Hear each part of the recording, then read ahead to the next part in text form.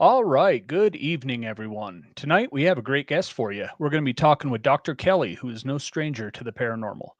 She is the holder of 5 advanced degrees, an author of 11 paranormal books, and has also been featured on many shows such as Coast to Coast AM, which I grew up listening to that show, so I'm already excited about that part.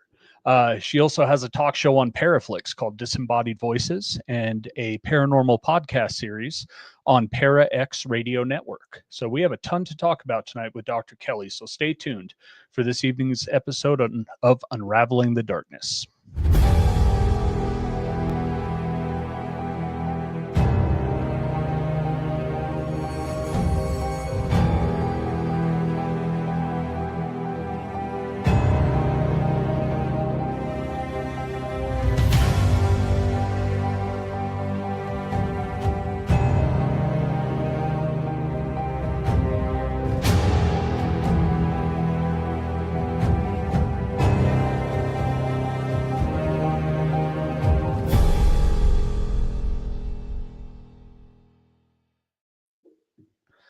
Good evening, Aaron. Good evening, Jason. How are you doing? Doing good, man. How are you? I am good. I'm good. It's been a good week since last week, and It's been busy. it is busy. I know you're studying for that test. I know you took your practice test and passed it. Yep. That's exciting. Good first step. Yeah, that's you'll do fine. Yeah, thanks. Yeah, I test next Friday at 11. So I've got about a week and a half of just studying like crazy and obsessing, and then it's done. So And it's done. then And it's then many more. many more. Yes. No, I'm done. I say that every time. I'm done. Right. We got together this past weekend and investigated one night. Yeah, that was fun. We finally got a disembodied voice, which Finally. is great for tonight's episode. Yep. At the Knights. Yeah. Yeah, we think Yeah. V probably talked to us. Finally heard V's voice. 20-something years for you. Yeah. Yep. Yeah. Took that about long. 20 years, right? Persistence pays off, man. Yeah. So yeah, that was really neat. It was just an okay, but hey, we'll take anything we get, right? Yep. Yeah. Nice. Especially I asked if it was all right if I was up there talking to her, and yeah, got okay. That was Yeah. cool. It was neat. So speaking of disembodied voices, Yes. Dr. Kelly, we yeah. quite an accomplished person in the field. I've been really excited to have her on and talk to her about everything. Yep. So let's don't waste any more time. All right, let's bring her in. Good evening, gentlemen. Hey, Good Dr. evening, Kelly, Dr. how you doing? I'm doing fine. Thanks for having me on. Absolutely. Thanks Yeah, for coming thanks on. for coming on. So, especially you were just coming off the tail end of some international travels, and still made time to come on the show. So we appreciate it. Oh, always glad to be here. And yes, I may sound a little rough, little jet lagged here, but we're gonna go right through this tonight and keep you entertained. Let's put it to you that way. So Absolutely. Yes. So let's start with gosh, you have so many accomplishments. 5 degrees. Let's start with that. What do you have? oh, that's the hardest question of all. So I wasn't preparing for a quiz, but so I have a PhD in adult education, post-secondary. I was a college professor for 20 years, and also a master's in management and also a master's in communications. I have a post-bachelor degree, which is between a bachelor's and a master's in law as a paralegal litigation with also undercover duties. And also my favorite one of all, where I started it all out, of course, human ecology, which is my bachelor's, which is the study of people. And so I've been real interested in that for a long time, only to find out that maybe now I'm flipping all these degrees into the paranormal and actually using them to study what comes to me. I guess you could say it that way, what comes to me in this field. So Yeah, I've got a lot of degrees. It's been a real joy ride along the way trying to figure out my path. But isn't it really interesting how we end up in a place that we never really expected to be? And so here we are. So, yeah. Great. Absolutely. Yeah, we all have our own path, and yeah, it's great when you're able to explore and pursue different avenues, right? Different passions. So that's what Yeah. life's all about. Yeah. So you started in with paranormal experiences pretty early in life. Yeah. What kind of initially got you interested in the paranormal? Well, I fell into it like most of us, probably unexpectedly. I started having, actually, without me knowing anything about this field, I started having experiences actually around the age of 3 to 5, where I was having visions in my dreams. And then the next morning, while going out to watch cartoons, and for any of you there that can remember the nice square box, black and white tube TV. That's what I grew up with. And so I went out expecting to see cartoons, but sometimes I ended up seeing other things like announcements on airplane crashes, civil unrest, things like that were popping in on the television. I thought, well, isn't that a little bit odd? As a 3 to 5 year old, you're just going, that's kind of weird. I just had that dream last night. And so Oh that went wow. on for yeah, so I started out with all of that. And what's interesting is even when and I interview, most of you who might know me know that I also interview on my own show, and I talk to people, and it just seems like back then if you're having visions, it's not ever anything real happy oriented. It's more like stressful things, and things going on. And so after a while when I was having these visions, I began to wonder, this sounds a little crazy, but I began to wonder if I was not the one causing them. So I stopped watching TV for a period of time because it was too distressing to me to always turn it on and then see something that had happened, the night before in my dreams. But as I started to progress in my age, I never, again, my family upbringing was not anything of this sort. It was religion. It was either the devil or it was either the spirit angels or something like that. And there was never anything in between regarding this paranormal stuff.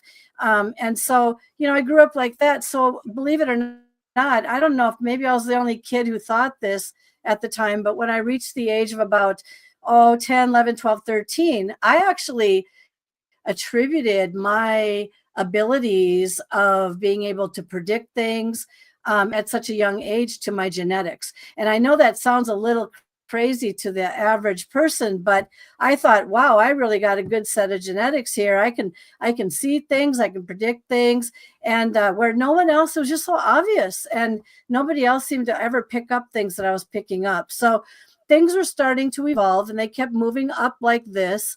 And then it was around age 14 where some of my classmates were bragging about how they've seen a ghost or had a ghost in their house or whatever. And I was a little jealous because I had no idea what they were talking about. What is a ghost, And I always thought it was something that had to be visually seen.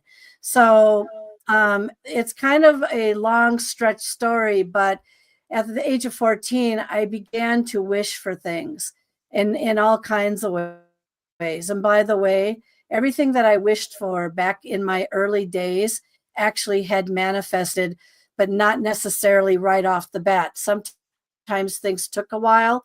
And so one of the wishes I had was I wanted to see a ghost. And so on my grandparents' property, which was out in a rural area, very beautiful Dutch colonial home, one of its kind, very premier of the county. I used to sit when we used to go visit. I used to sit outside and I used to look around the property because it gave me such an eerie feeling. And I used to say out loud, I wish I could see a ghost here. I wish I could see a ghost just walking right across the driveway or something like that. Well, 30 years later, I actually photographed, and I show that photograph all the time of it was a young girl and an older man staring right at me from one of those windows after a straight line wind tornado went through, ripped through the property, knocked some very old trees down. I was there just making sure the house was okay, and it was okay. Nothing ever affected the house, but they were looking at me from a window. Now, I didn't see them at the time. My camera picked this up, and that's when I actually got my first laptop. I noticed these pictures. I thought this is kind of something's odd in the window. I blew it up, and to my surprise, an older man, a young gal staring right at me, as I was going around the property. And then I learned that I was telepathic. And so I didn't know what telepathic was back then. So I went back and I looked at the window a couple days later, and I had asked the question, you came to me, what do you want me to know? I'm interested. You got my attention. And the voice that came in my head wasn't male. It wasn't female. It wasn't a child. It was just very neutral. And it said that the genealogy was wrong. And I thought, what's a genealogy? And what the genealogy is, I was a family genealogist. And so what was wrong was the little girl's name in the genealogy, which I managed to match up her face with the actual picture of her when she had passed away. And they were right. The genealogy was wrong. And I corrected it. And I had never seen anything of the sort of that since. So things had just kept evolving and stuff. And then I just, at that point, I became obsessed, which is something I would not recommend to anybody, but I did, because once I heard them, I said to myself, well, if they can talk to me and I can hear them, then maybe other ghosts can talk to me in other ways. And so I chose the safest route, which was to go to several proclaimed haunted bed and breakfasts. And that's when I started my obsession with haunted bed and breakfasts and my journey in understanding and experiencing paranormal poltergeist activity. And it just kept going up from there. There's a lot to talk about, but that's where I fell into it, was at the point where I photographed that image and heard them in my head. And then I said, bingo, I'm onto something. Let's go get some more. And ever since, by the way, I'm 64 now, and I was in my young 30s back then, but it started when I was 3 to 5. I haven't been able to turn it off since. And everything that comes in my path, for some reason, wants to make contact with me. So not everything, but I'm saying I'm quite a magnet, is what I'm trying to say. And so that's where I'm at right now. I have over 100 experiences under my belt, all different, and 3 to 4 perceived extraterrestrial visitations and or contact. So that's where it is right now. And I'm writing my 12th book called Phenomena, Unexplained Happenings, which will be out in October at a conference. I'm going to introduce it there. So anyway, that's where I'm at right now. Wow. Yeah. So I think the logical place to go is one by one through each of those 100 experiences, right? Yeah, right. Okay, So, it started back. No, I find it really interesting. And we were talking, I believe it was last week, about how some people, that have these abilities, to communicate with spirits. Some, they can just kind of control it and do it, or interact as they want, right? Like a normal conversation. And then some, it's just like, once you figure it out, the floodgates open and everybody wants to come and talk to you because they know they can get their message through. Yep. Yeah. Yep. Is there a spot that you've encountered most of the activity, or is it lots of just different places? Well, I'm a traveler, so I have traveled internationally to see if the ghosts of Europe were any different than the ghosts of the US. And how do I explain this? Some of my most terrifying experiences have happened in Europe. and to the point where I stopped ghost searching, hunting, how people want to refer to that, for 3 years. I was so terrified and traumatized by one of my experiences. But when I was over there and I started having them, every place that I went to had something that happened to me. I guess I can start with giving you an example. So just to go back for a second here. So people do ask me, well, are the ghosts of the US any different than the ghosts of Europe? Well, keep in mind, it depends on where you're actually searching for these ghosts. It depends on the history of the property. It depends on the environmental factors at the time. There's a lot of things that go into the manifestation of actually having something of even of the past pop up in your world. Okay. So here in the US, it actually started in my grandparents' house, a very loving home, and where I was actually attacked in that house. And that started with a situation after school, if I want to start there. And I thought I had heard chattering going on in the kitchen.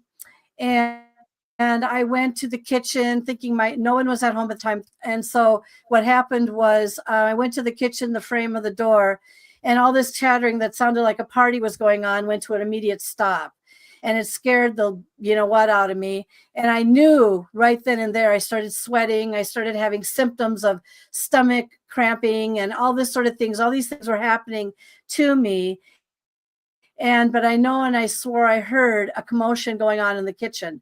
Well, long story short, I went back to face my fear of that house years later because I was so terrified just to be in there after that, that I went upstairs and I was attacked by something upstairs that I could not see. And it did everything from the obnoxious, disgusting smells to the jabbing, to the dizziness, to everything disoriented, the whole 10 yards. And I went to research the house after I ran out of there very fast, but I researched and found out that a woman had actually passed away in the kitchen area from a fire, and back in like 1890 something.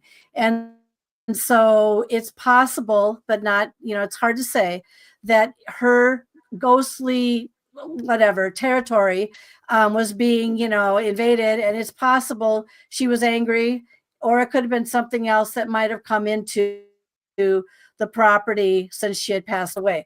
And so anyway, so that was probably the most negative thing here. But over in Europe, I went over because I wanted a chapter for one of my books. And I can't remember if it was which one it was at this time, but I went over there and I said, I need to go into the most haunted room that you have. And so they said, we're not putting you in there. And I said, why not? I said, I've come all this way. I need a chapter for my book. Because if you go in there, you're not going to stay in there more than 20 minutes. And everybody who goes in there, they end up down here sleeping for the night. And we don't want you on our couch. And I said, I promise you, I will not be downstairs sleeping on your couch. So she put me in the second most haunted room, which, by the way, in my opinion, should be the first most haunted. Yeah. It was really, really ungodly what went on in that room. So I don't know if you gentlemen have ever, or anyone out here listening, have ever experienced that heavy, yucky feeling, heaviness when you enter into a space. But the minute we went in, first you had to knock on the door and it had to let you in. Okay. You couldn't just go in. You had to have permission. So then we knocked on the door. We asked for permission. The door opens up. Okay. That heavy, yucky feeling was in that room. And I knew I was in for it that night. Everything in that room, from handprints on my pillow to things not working. But the thing that was most terrifying was this upright Victorian oval shaped length mirror. And so I kept looking at that mirror because anyone who's familiar with mirrors, there were 4 facing each other. One on this side, one on this side, one on this side, one on this side, almost creating a portal in the middle of the room. And so, yeah, it was like, whoa, this is like, so I offered up champagne and chocolates to the ghosts of the room. And I said, I'm here in peace. I'm here just to study you. I'm not here to mean you any harm. Please don't hurt me or my husband. All right. Long story short, my husband and I went to dinner. The manager comes down and she says, "Can I have your key?" I said, "Why?" "Because the ghost in the room won't let the maintenance man in to replace the light bulbs. Yeah, fix this, put Wow. new batteries in the thing. It will not let him in the room. I need your key." So my husband, as soon as I gave the key over, said, "Oh, dog and pony show. They're just trying to scare us." I said, "I don't think so." I said, "I felt something in that room when we entered, and I think there is something in there, and whatever it is." So we go back upstairs, knock, knock on the door. "Hello, can we come in?" Lets us in. And so it was at the point where he threw the holy water over the bed. And if you can imagine anybody freezing in midair, he froze in midair. I was on the other side of the bed facing the cycle or the mirror that began to cycle. The minute he threw it, the mirror went, and I kid you not, it did. Watch what I do. So here's the mirror. It's upright, but keep in mind when we first entered the room, the mirror was on its belly. And that's what he said again. "Oh, dog and pony show." I don't think so. So we tilted the mirror back up so it was upright like this. Then when he went and he threw the holy water, then all of a sudden the mirror did this. Nah, nah, nah, just exactly what I'm doing right now. Nah, nah, nah, nah, nah. And then it started cycling around and around and around. I was so freaked out. I stood there like this. I went completely white. I was immobilized. I was terrified. And this mirror is just absolutely flying around. And so then my husband comes out of this trance-like state and he looks at me and he goes, "What on earth is wrong with you?" And I pointed to the mirror. And of course, now it's back on its belly. All right. And so I said, that mirror. I said, "That mirror." And we left it. We didn't even touch it. So he crawls into bed and immediately goes to sleep. And I'm laying there all night, terrified out of my wits, going, "Someone just kill me, you know." Yeah. So I felt the thing. Yeah, it came over. It actually did. It came over and it sat on my legs. I felt it decompress on my legs. And then I actually felt, I was so, if anyone's ever had a panic attack before, you get really super hot and really super sweaty. And you're just like, oh my God. Yep. And I was laying there just praying. I had a black mask over my eyes. And I said, "Please don't hurt me. Please don't hurt me." And I couldn't sleep. And then all of a sudden I felt it and it just came right down as if it was right towards my face. It was very cold and icy and it was actually cooling me down. So I know that sounds a little crazy. In the morning, I must have fallen asleep for about a half hour because I was just so terrified. The wardrobe was open. Go downstairs. I looked like I was in a scrambled up mixer. The manager says to me, "May I ask if you could come back upstairs, please?" And I said, "I'm not going back up in that room. That room is awfully haunted and I know." But I did. So we went back up there. She didn't tell me why at first. We went back up, knock, knock, knock. "May we come in?" Okay, so we come in. All right. She brings me over to the mirror. And then she says, "This mirror." I said, "Take that mirror out the back and smash the heck out of it." I said, "That thing is absolutely haunted and creepy." I said, "What's going on with you?" She goes, "Every time my maid is in here and she's vacuuming the floor, the thing will lift up from the bottom and hit her in the rump."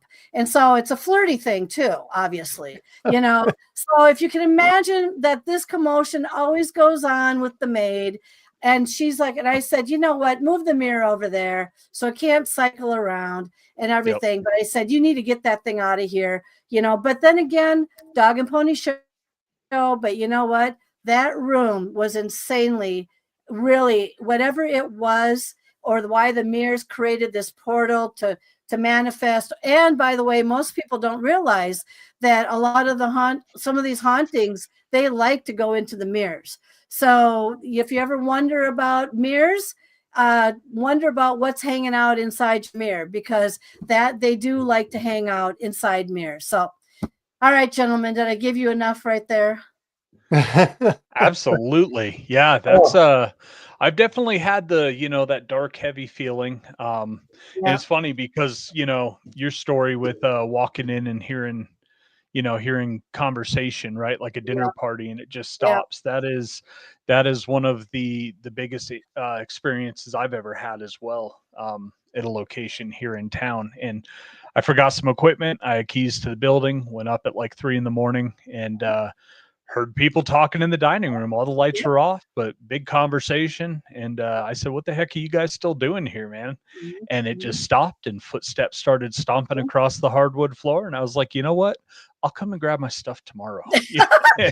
And I just left. Yeah, I was like, Yeah. "Nope, I'm not." Yeah, yep. My Have you stuff is safe up here. I'll leave it locked up. So have you ever had one more thing that goes on with this, which I have come to recognize in myself? Have you ever had this? So when I photographed the images of the apparitions in the screen, it was a screen window, not a plate window. The trees were down. There were no leaf impressions. Sorry. Got to throw that one out the window. I filtered that baby 100 times and it was like clear as day, man, girl. But anyway, um, have you ever had this though? So one of the things I noticed when I was standing there looking at the window and going, what do you have? What's your message for me? Everything went dead silent. Have you ever been in a situation before of absolute dead silence? Because people think, oh, there's nothing in here. No, I beg to differ. You ever had that dead silent sound? There is something in there, but I can't explain it. I just know it when I hear absolute dead silence. Have you gentlemen yep. ever experienced that? I I have. It's think. almost like the echo or hollowness of a room goes away too. Mhm. Um, Yeah. it's almost like Jason, something fills up that room downstairs in the basement. that's where I was going, was the basement room at the nights. After our premiere on Paraflix, we did a after party. And of course, what do paranormal investigators do for an after party? We don't go to the bar. We're like, hey, do you guys want to go investigate with us? So we offered it up to Yeah. all these people that were, at our premiere. Um, and then we went into the basement room and it was completely different than it had ever been. And it was that. It was Hmm. this feeling, but there was nothing. It was There's nothing. silent and it was Mhm. just so quiet. Yep. Yep. Yeah. Yep. Yeah, like I Yeah. said, the echo in the room disappears. And then Yep. one thing that really bothers me is we will be in a room that, we're in a basement, no Mhm. windows, and Right. it's a haunted house during Halloween. So there's a bunch of different rooms. We will be sitting in a dark room. Mhm. How does a dark room get darker when there's no Right. light sources and you see it, you know, Hmm. the illumination Mhm. level just drop before something Mhm. happens? Mhm. Yeah. Did I tell you? I don't know if you guys are aware, but I should say photographed on my birthday actually last year, September. My husband, I wanted to go to this train car. I didn't know that it was haunted. I just wanted to go because it was really cool. It was a train car about this long and on a property in Minnesota. And it was built, or it was a dining car back in 1907 to 1934. And we were in it, my husband and I, and we were enjoying the night and sitting there. And I just decided to walk down this long hallway. And all of a sudden, I said, "Oopsie, I have a feeling in me." So I went and I got my camera, which was on my phone, and I put it into night mode, and it went to 3200 ISO. And I call it the sandwich effect: snap, snap, snap, really fast. And sure enough, that one made, by the way, not the front page, but a large page of my hometown newspaper that went in there. And also, I'm not sure if I presented that yet. August. No, it wasn't yet. August was George Norrie, Coast to Coast. But anyway, yep, sure as day, right in the hallway, the shadow image, very dark. Now, maybe you guys might differ on your opinion on this, but I have heard shadows don't create shadows of themselves. This is what I've heard. Maybe you can correct me on that. My shadow, which was a very faint light, and the outline of my head was on the wall, in the back. And this shadow figure was looking at my shadow, which was way on the back wall. But I could make out, and I filtered it. It looked like a female, long brown hair in the back, was not facing me, was facing my shadow, wearing a coat. If that thing would have turned around, if in any way, and I would have seen the face, I would not have been staying there the rest of the night. I would have been out of there faster than you could ever imagine. But it was a really fabulous photograph of a shadow figure woman of some age from whenever that was still hanging about in that railroad car. And so anyway, that one made, and I call it the front page, but it made the big page. I was a full page spread in my hometown newspaper for Halloween. I was the Halloween version. But anyway, they showcased that one, and it was very interesting. What is your opinion, gentlemen, on shadows? Do you think they can create shadows of themselves? What's your opinion on that? I think something has to have mass to create a shadow. It has to be able to block light in some way. I agree. That's so it'd have to have both a light source in front of it Yep. and be some, be Something something. physical to block that Yeah. light source. Yeah. Mhm. Yeah. So, I mean, would it have been a shadow figure then presenting a shadow? Yep. Oh, wow.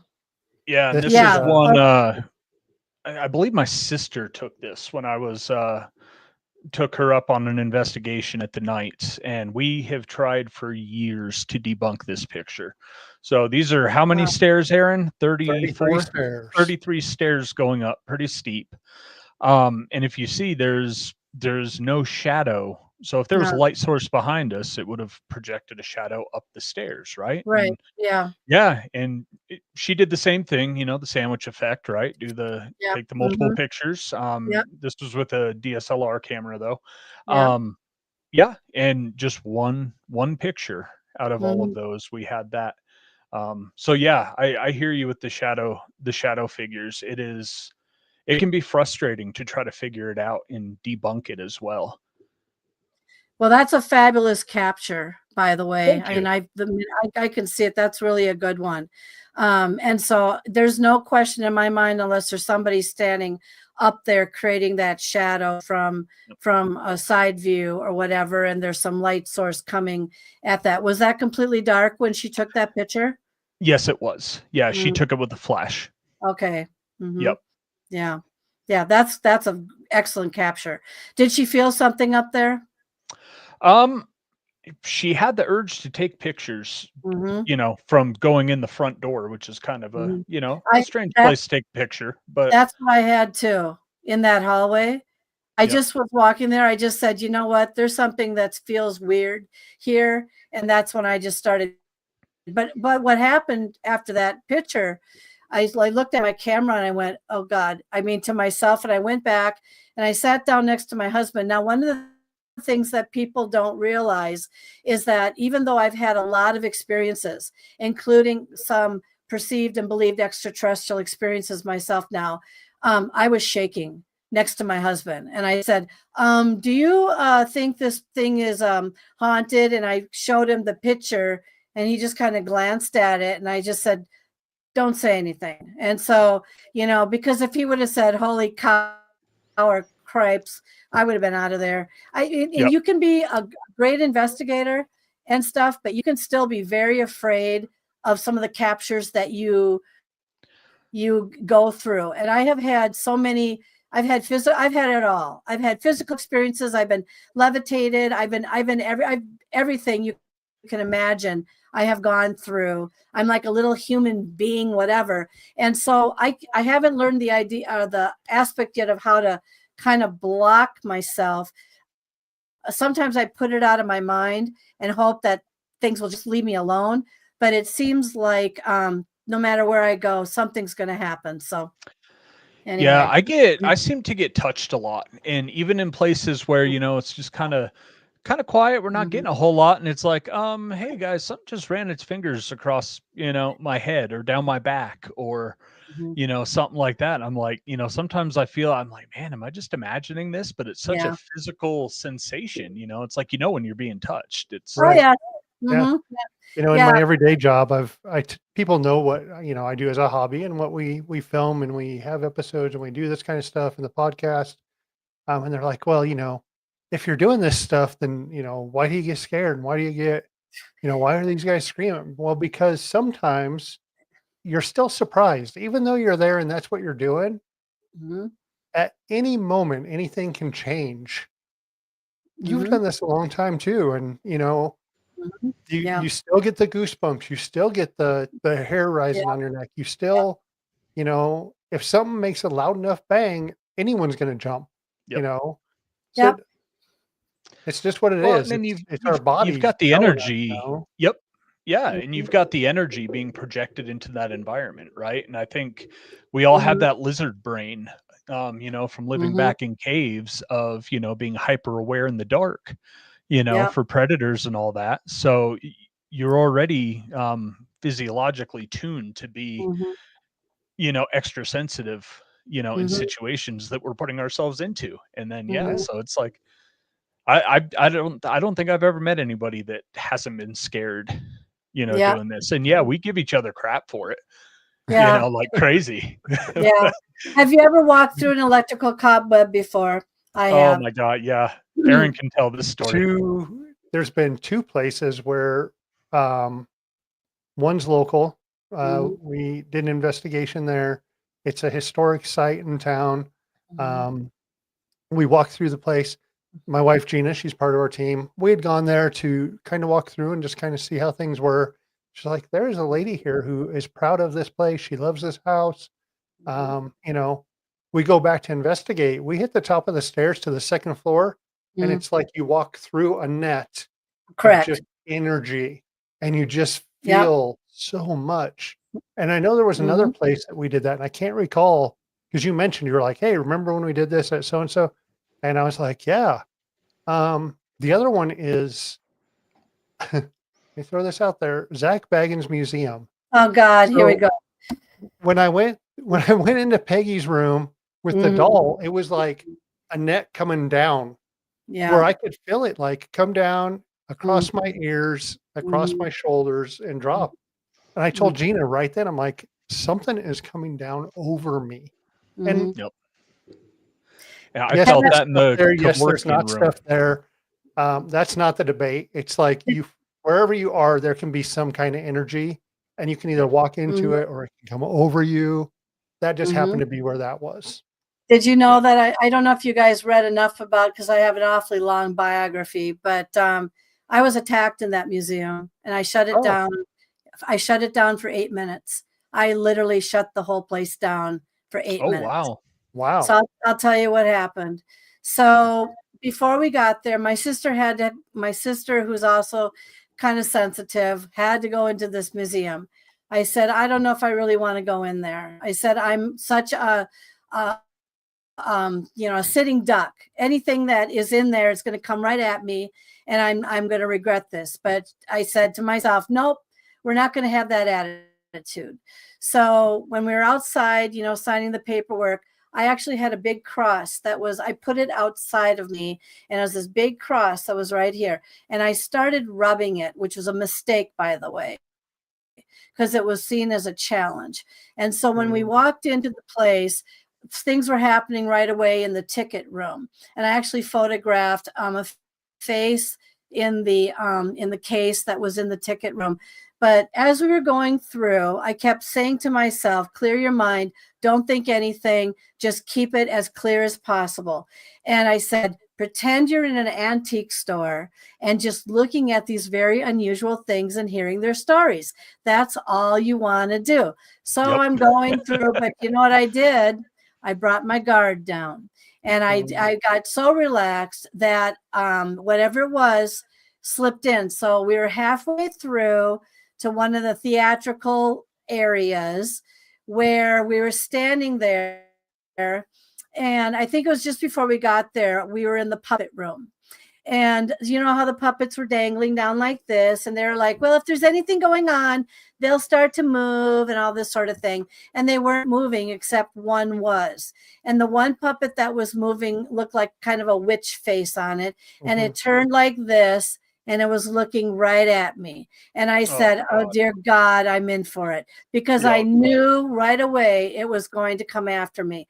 And I was the last one out of the room, and they say never be the last one out of the room, but I ended up being the last one out of the room. Then we went to the coffin room, and I was absolutely physically ill in the coffin room. And so we're sitting there, and of course I did not go up to the coffin. All right. I sat back because I really wanted to hurl. I really did. I couldn't wait to get out of there. But it was the next room after the theatrical room where the guy was doing some crazy stuff. We were going up the back stairs. And of course, guess what? I was the leader. All right. So we're going up the back stairs, and whatever it was, frequency attacked me, and it went wham right into me, and I absolutely collapsed on the stairs, and I had no energy. I was crawling. I was the leader. I was crawling up these back stairs. When I got up there, I needed to rest my back against something, so I laid against the back wall, and people had stopped, and I went into a trance. And that's when everything was like being in a drum. Everyone looked like dark shadows. My sister was screaming, screaming my name, like, what's wrong with her? Yeah. Yeah. And so anyway, all the theatrical people came up, and they probably had the camera on me. But long story short, do you remember when we went after that part? I was still in a trance. I was there for 3-4 minutes. But anyway, the clown room was next. I hated clown rooms.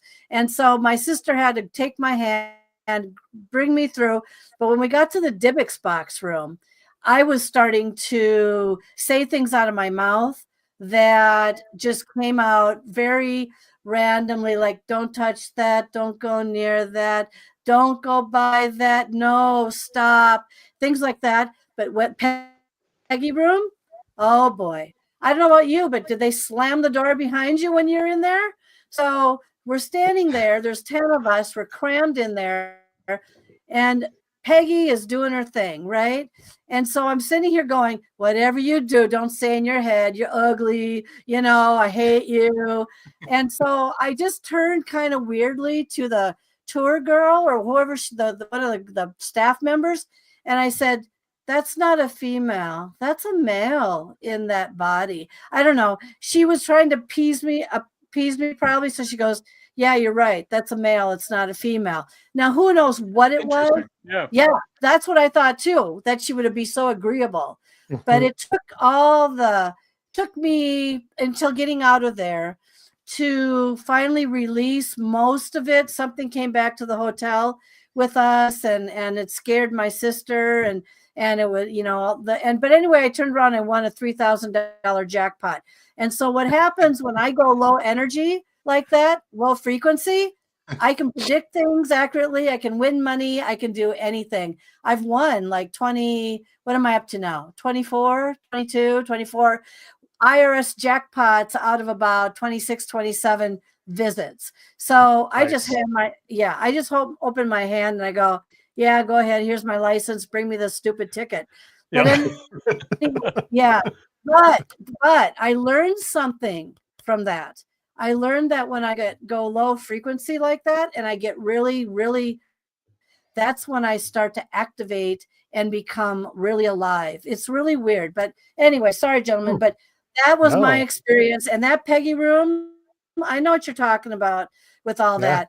It was just, by the way, for all of you that don't know what the grass is for, they bring people down the back stairs there because most of them that want to hurl and puke, that's where they throw up, is they bring them down back stairs to the grass area.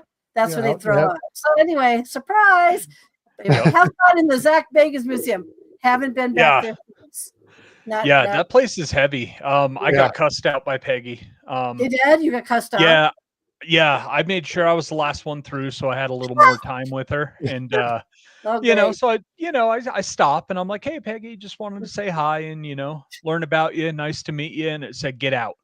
And I said, Uh-huh. okay, I'll leave, thanks for your time, right? Trying to be super respectful. Same like you said, don't think anything negative Don't about the think damn thing. anything. Mhm. And yeah, and the spirit box plain as day, get the F out. Uh, okay. Uh-huh. Yep. We'll move on. Mhm. Yeah. It's Mhm. so yeah, Mhm. very, very the pleasant. crazy Peggy one, is. the crazy one for me there actually goes back to that whole being surprised and something, and you just doing something. We Mhm. were in the serial killer room, that Robert from Yeah. Kansas City, Yeah.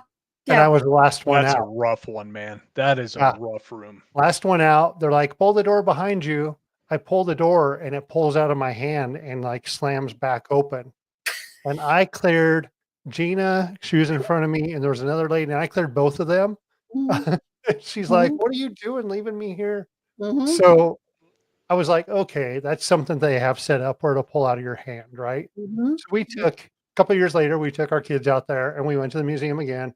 Oh, And God. I made sure I was the last one out to pull the door shut, and Uh, it shut just fine. And I was like, "Okay, I okay, Yep. yeah, Yeah, that's a heavy room, the Kansas City Killer. That yeah, the cot they have in there, and yeah, it's a rough yeah, one. so crazy." Kimberly Horn over there says she hasn't been there. It's on their list. mm, Um, you guys are close now. Yep. mhm. Go over there, spend the day. They do you can do an investigation. You can Mm, do audio and everything. You just can't record yeah. video, but yeah, they do a special Yeah. for that. Mhm. So let's step away from the spirit side and go to the extraterrestrial side. You Mhm. say you've had some encounters. Can you tell us about one of those? Sure. So I never believed in UFOs or anything like that until I went to a conference in Las Vegas, of course.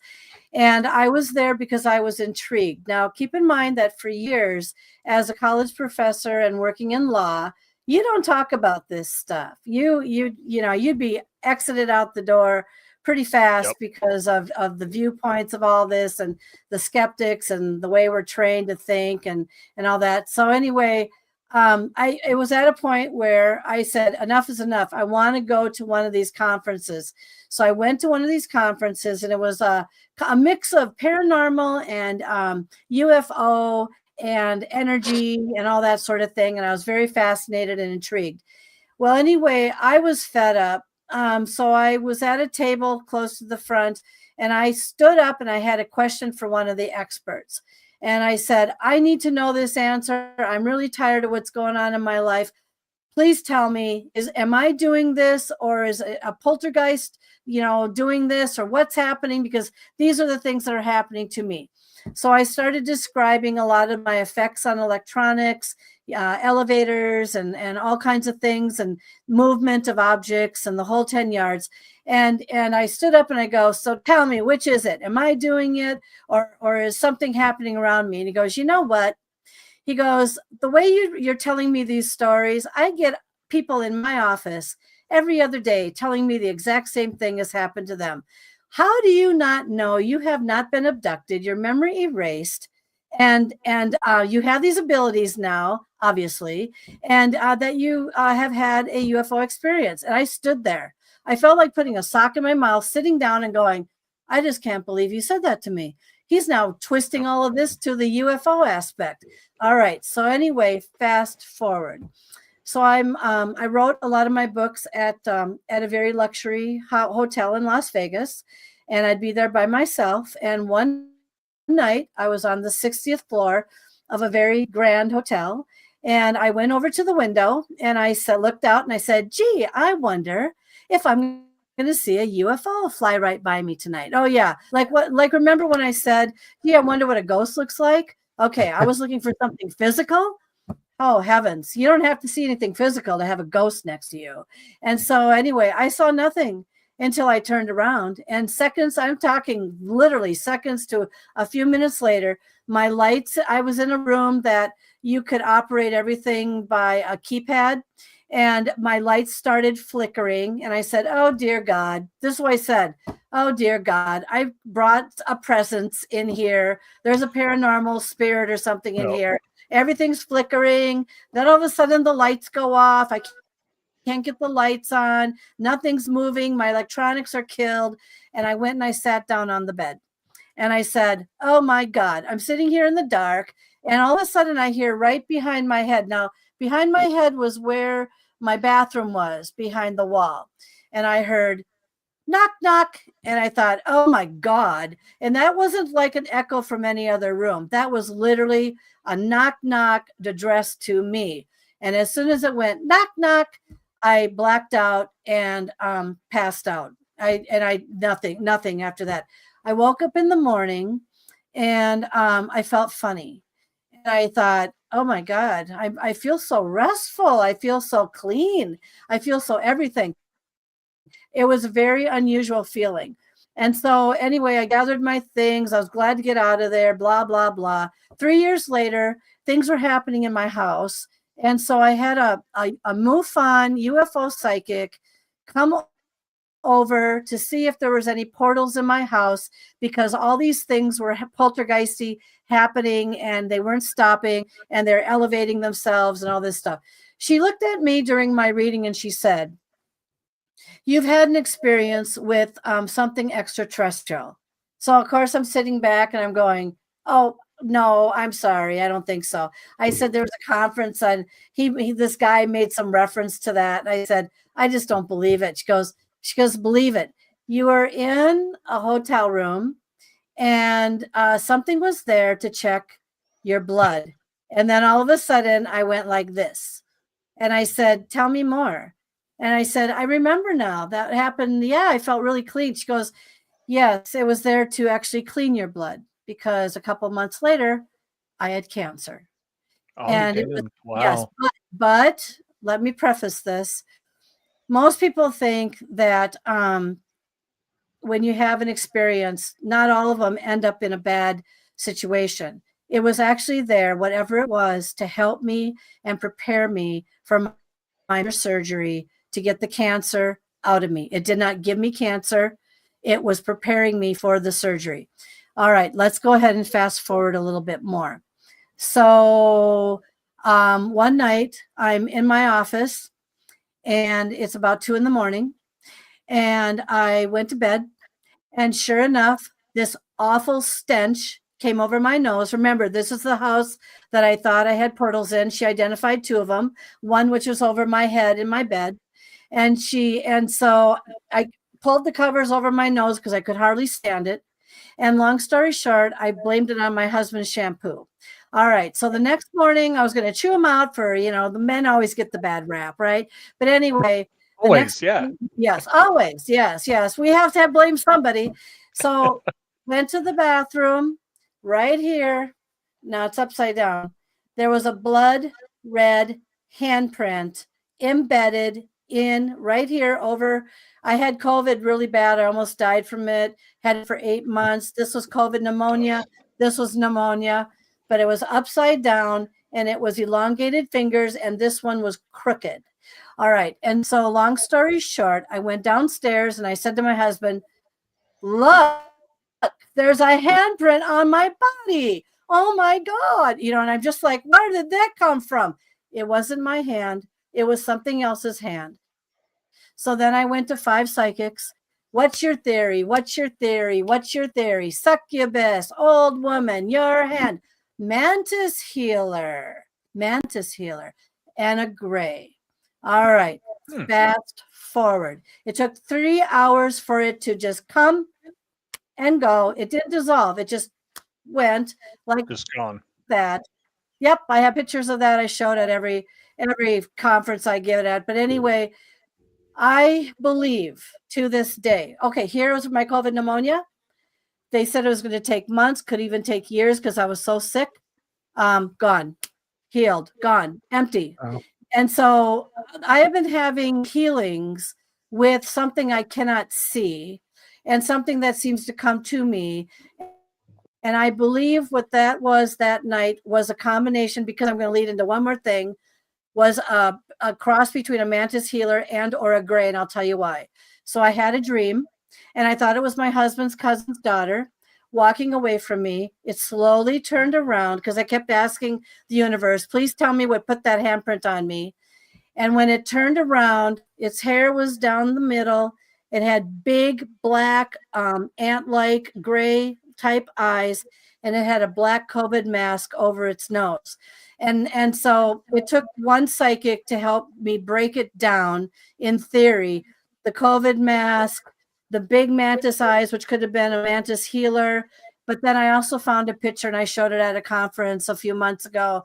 I believe it might have been actually a gray or some kind of a humanoid type interdimensional that disguised itself or tried to as a human being. But when it turned around, my heart started beating. I was full of sweat.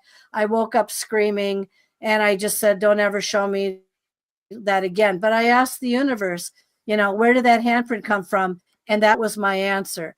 But it was there to heal me, just like the cancer situation. And so I've had those types of experiences. So I don't know. Have I ever seen a gray? I've seen black-eyed children. Yes, I have had 2 experiences with a black-eyed teen and a black-eyed young adult a few years ago.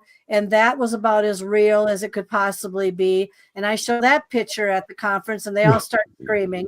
Yes, they This gave me goosebumps. Like black-eyed children, I listen to so many podcasts, and I always search. That's something that I is really cool, and I follow.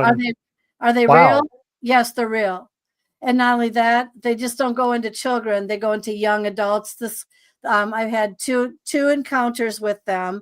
It's a long story, but basically it was at the point where the one showed its teeth, razor sharp teeth. And I actually found a picture on the internet of a girl that had the same teeth, the same face, except cut the hair short, and it just disappeared. And it's a long story. And I was in a horse barn at looking over champion horses, et cetera, et cetera. And so during the graveyard shift, and this horse freaked out just looking at this kid. And again, it's a long story, but it was when he was in a complete somber mood. He wasn't talking. And then he brought his face up. He showed his teeth, these eyes, this teeth. And then it startled this horse. We got distracted, and then he just simply disappeared. It's a long story, but I'm just saying that these things can occur, and they occur quickly. They occur when you're not expecting it, and then you're sitting there completely baffled. And usually one person sees it, another person's distracted. And so it's very interesting how sometimes you are isolated to see the moment or have the incident happen to you, and the person right next to you has seen nothing. Just like my husband, when the cycling mirror was going around, he just laid down in bed and he just went to sleep. I mean, his personality changed, but it was just he was a completely different man. But I could go on for days with story upon story that I've had. They're about as real as they can be, but very fascinating field. Yeah, I've read a few different theories on the black-eyed children. I've always been really interested in them ever since I was a kid, and how some of them can link back to, missing children reports, and that comes to, are they possessed in actual, corporeal beings, or are they spirits trying to take on the appearance of a child and not being, super successful, right? Not being able, like you said, when you saw that being that, was trying to look human almost, but when it turned around, it definitely wasn't.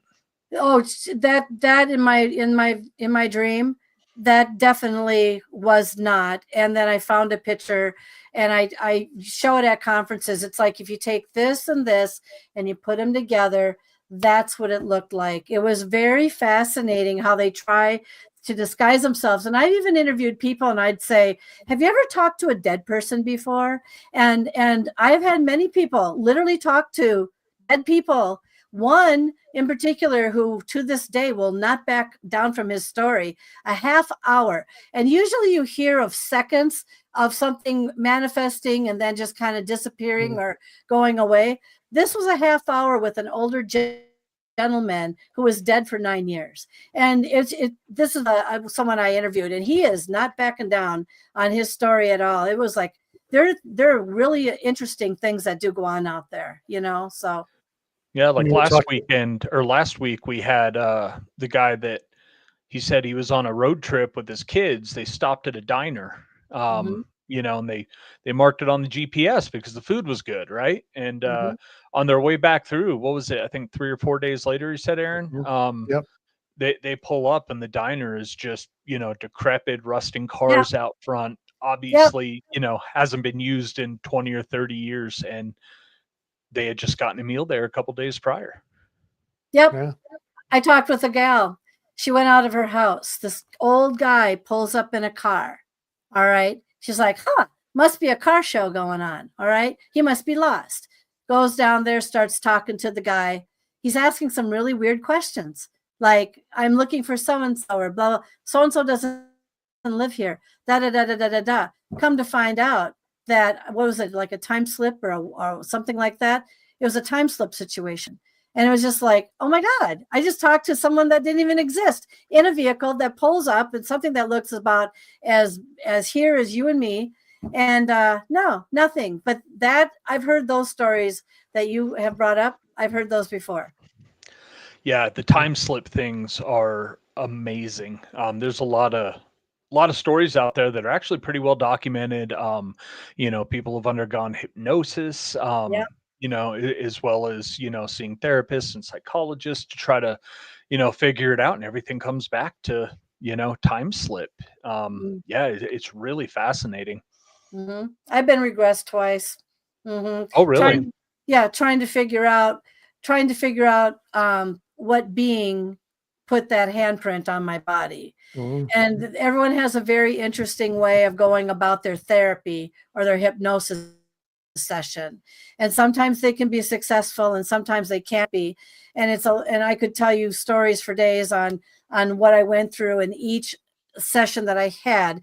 But it was at the point, the second session I just had it was like in December, this past December in Missouri, a gentleman has done over 320 regressions with about 120 actual extraterrestrial / interdimensional stories that went along with the 120. For me, he said, though, because I've been so traumatized and I've gone through a lot of trauma all my life, he said, the minute you're going to show trauma, he says, I'm taking you out.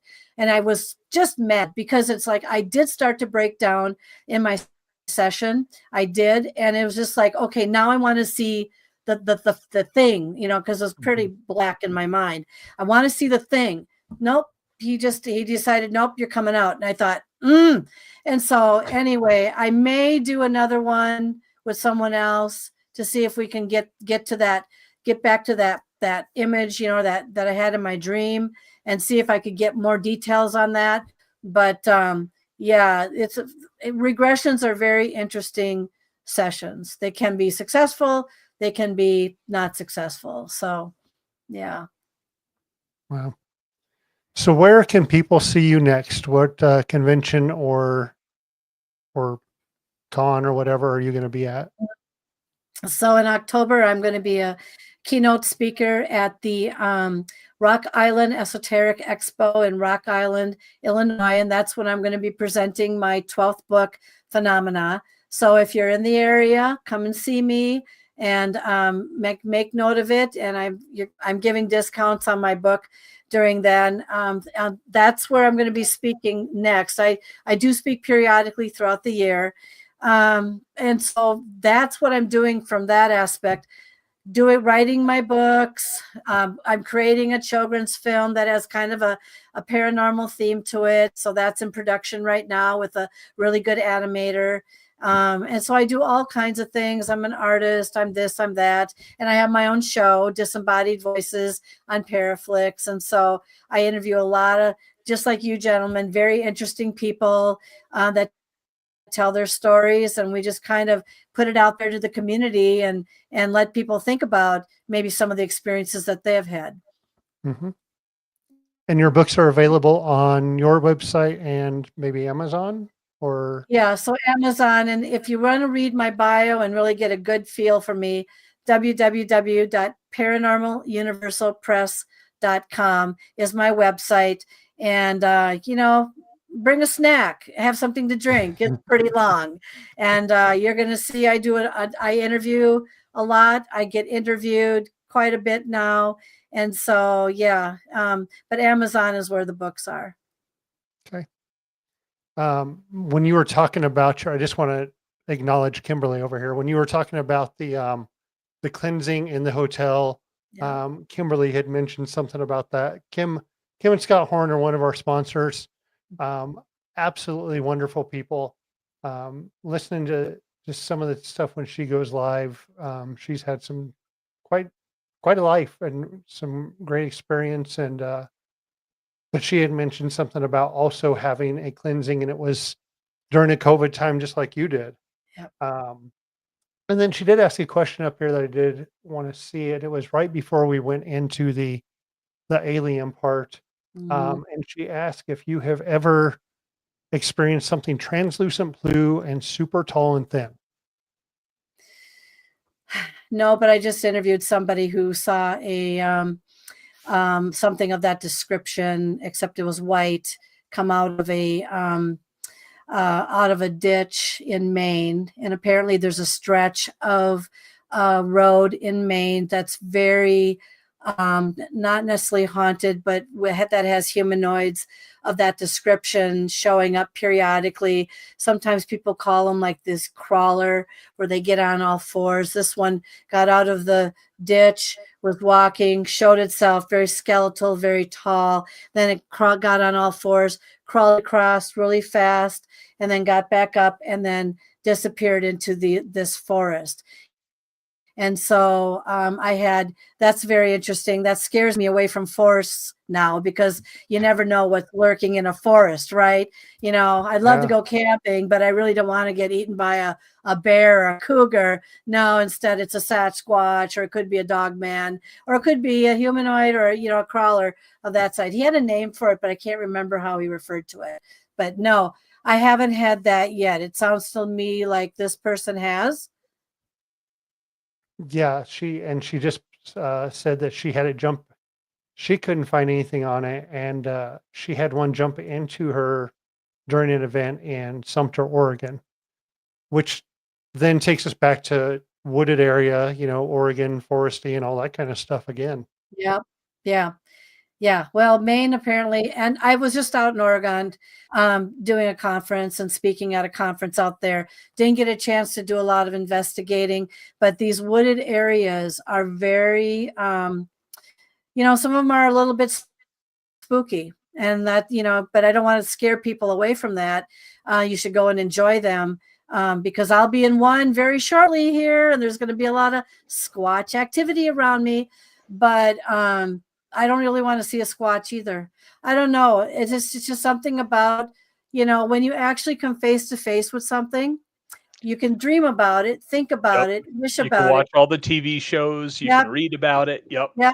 But the minute you are face to face, I know one woman who came face to face with the Sasquatch.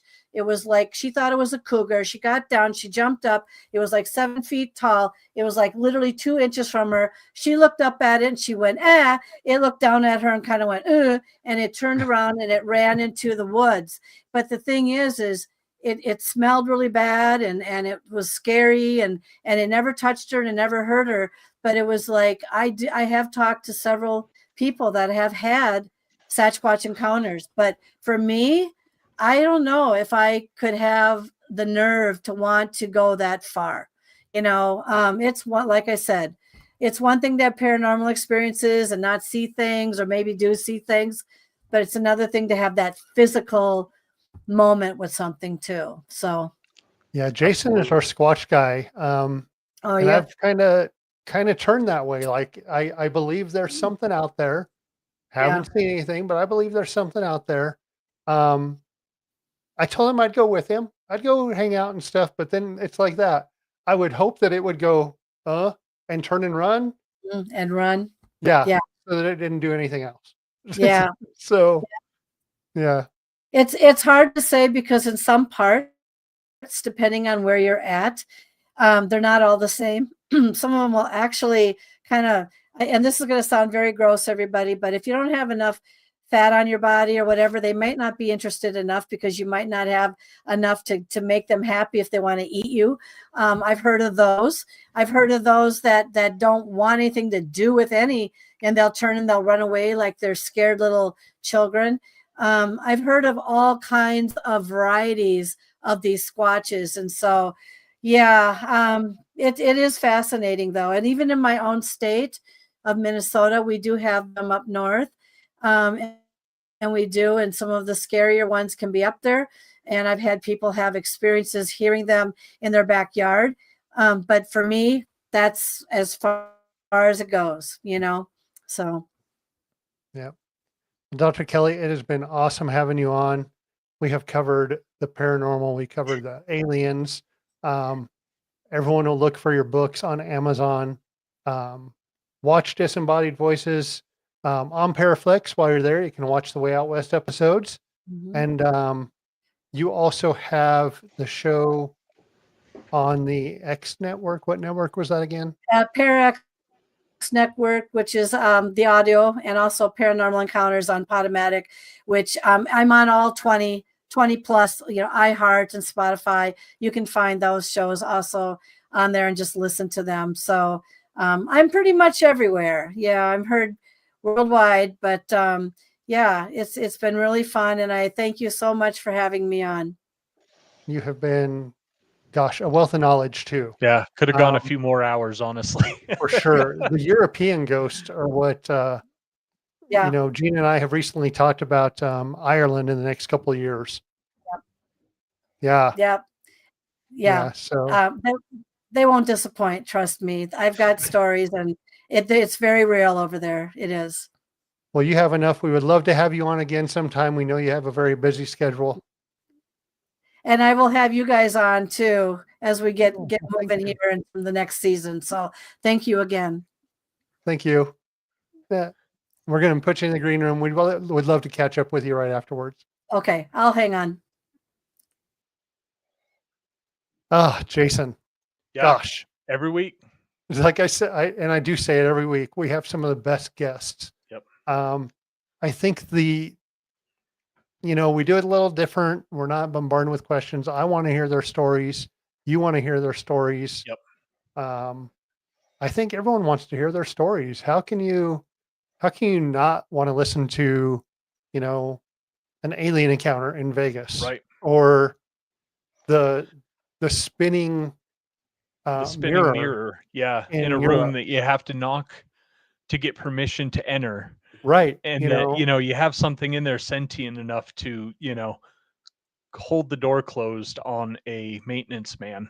You know what I mean? I would tell him the same thing. You need to smash that mirror. Yep. Yep. Get rid of it. Constantine that thing. Throw it right out the damn window. Because it's no good. I don't know that there's much else to talk about. No, it can be a lot of work putting on a podcast, but having people on like Dr. Kelly and some of the other guests we've had, just, it totally makes it worth it for me. I love hearing their stories. I love meeting people in the field that are, super passionate about what they do. It really makes my week to do this. So we're going to keep on keeping on. That's it. Again, we thank everyone for watching. Don't forget to go see those sponsors. Horn Paranormal Research. They're on Facebook, hornparanormal.shop. Great equipment. Our second season, you're going to see us using some of that stuff. Kimberly, I know I texted you and said we have something for you. Jason and I are working on that. We're going to get that over to you guys. Absolutely great piece of evidence. Yep. And the Horn just did a really cool custom piece, didn't they? Yeah, that rim that they're doing for the Kimberly, can you put that over there in the chat? You guys are making a rim. It's only available at the place that it's made to look like. So you can purchase it, but you have to purchase it through the website, I believe. You can go over to the Horn Paranormal site and see that. If you're in Cheyenne, yeah, it's a spirit box. Yep. Yes. For the Rhodes Hotel. Rhodes Hotel. Yep. It looks just like it too. great resemblance. I watched when you guys dropped it, and it's awesome. There it is. This little one to the right, where it's up here in the top, you can see. Yep. Y'all did a great job Yeah, replicating that thing is so cool. So go see them if you're local in Cheyenne or you're close. Twinkle Twinkle Little Store, their location in the mall, their location on Ridge. Patricia and Tim are awesome people. Let them know we sent you. Yep. Kimberly, I think we're going to have you on just for your own experiences. I know we had you guys Absolutely. on our very first episode talking about equipment, but you've had a lot go on. We thank everyone for watching and listening tonight, and we'll see you next week. All right. See y'all next week. Thanks, everyone. Unraveling the Darkness would like to thank Horn Paranormal Research and Twinkle Twinkle Little Store for sponsoring our show. If you're craving more paranormal content, don't forget to check out our YouTube and Facebook channels at Way Out West Paranormal and Unraveling the Darkness. You can catch all of our episodes of Unraveling the Darkness on Apple Podcasts, Facebook, and YouTube. Be sure to like and subscribe as it helps others find the show and join in on the paranormal fun. Thank you so much for tuning in. Until next time, keep your lights on, stay safe, and remember, the truth is out there, and it might just be closer than you think.